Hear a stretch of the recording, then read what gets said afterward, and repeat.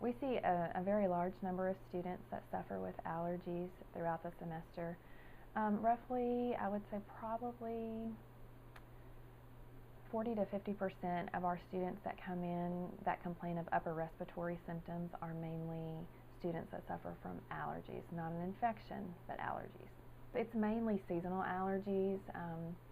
Right now it's been more mold and grass, things such as that that's got everyone flared up. But we do see some food allergies from time to time, or allergies, just environmental exposures from laundry detergent or particular types of lotions or soaps. We'll see students that come in that are broke out in hives, that are itching, but it is mainly the seasonal allergies that cause the allergic rhinitis, which is the runny nose, teary, watery eyes, red eyes, coughing, sneezing, and pressure in the ears. We usually do not prescribe medicine for that. The best thing for seasonal allergies is going to be an antihistamine, which is going to be something like your Claritin or Zyrtec.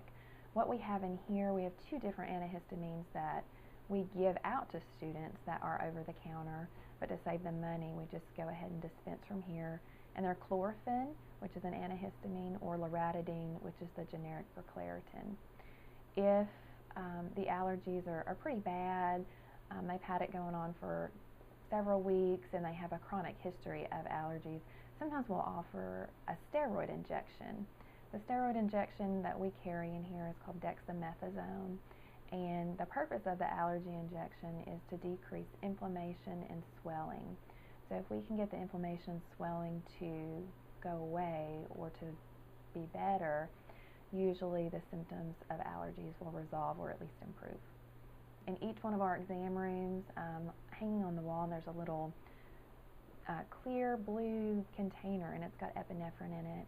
We also have a multi-dose vial that we keep locked up of epinephrine, and I will say this semester we have had to use it one time for someone who came in that had gotten stung by a bee that has an anaphylactic reaction to bee stings.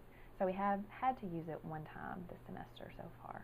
What happened was they were outside, didn't realize there were bees around, got stung. As soon as they got stung, they just headed over just because they knew it was going to happen. And we, of course, administered the epinephrine. By the time they got here, they're having a little trouble breathing.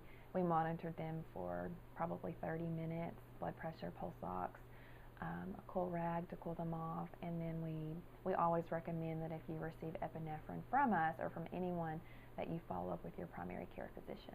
You can have allergies at any point in your life.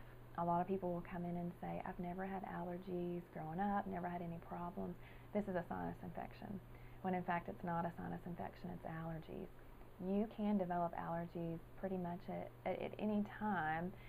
Something may change in your body that makes you more sensitive to particular things that are in the air, and that's usually the one that we see people having reactions to, not so much food allergies or insects or anything like that. It's basically the seasonal allergies.